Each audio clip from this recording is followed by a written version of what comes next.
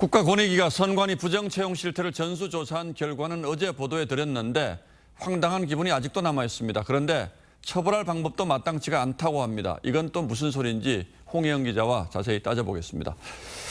자, 홍 기자, 어제 보도를 하긴 했습니다만 조사 결과부터 다시 한번 요약해 주시죠.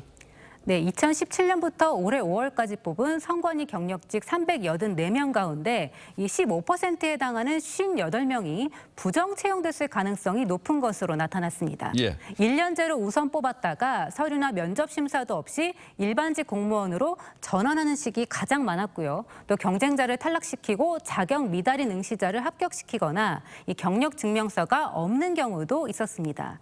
또 선관위 내부 건물 게시판에만 채용 공고를 붙여놔서 이 자녀 등 내부 관계자들만 응시하고 합격하기도 했습니다. 권익위는 선관위 직원 3,000명 가운데 400명 이상이 이런 채용 비리에 연루된 것으로 추산했습니다. 선관이라는 데는 공무원 뽑는 데 아닙니까? 어떻게 이런 일이 일어날 수 있습니까?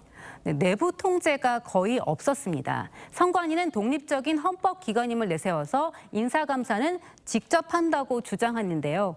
이 국가공무원법에 따라 꼭 해야 하는 인사감사를 7년 동안 단 한 차례도 하지 않았습니다. 예, 고인물이라 결국 썩었군요. 이번 권익위 조사도 쉽지 않았다고요? 네, 그 선관위 직원 3,000명 가운데 개인정보 제공 동의서를 제출한 사람이 41%뿐이었습니다. 그래서 가족, 친인척, 지인 특혜는 다 확인하지도 못했습니다. 선관위도 자료 제출을 거부하는 등 조사에 비협조적이었는데요. 이 참다 못한 권익위가 지난 6월 여러 차례 기자회견을 열고 이 조사받겠다더니 국민의 눈을 속이려는 얄팍한 꼼수였느냐며 비판했습니다. 이 앞서 선관위는 감사원 감사를 두고서도 헌법재판소에 권한쟁의 심판을 청구하기도 했습니다. 자, 그래 이렇게 어렵게 조사를 했는데 처벌하기가 어렵다고요? 네, 그렇습니다. 보통 업무방해죄를 적용하는데요. 공무원인 경우 공무집행방해죄를 적용하기도 합니다. 공직자는 청탁금지법 위반도 해당될 수 있지만 이건 과태료가 전부입니다. 이 부정채용죄로 처벌할 법조항은 따로 없는 데다가 진짜 피해자인 취준생들은 피해자로 인정받지도 못합니다. 오히려 채용 비리가 드러나서 해고당한 사람이 소송을 제기하기도 합니다. 예.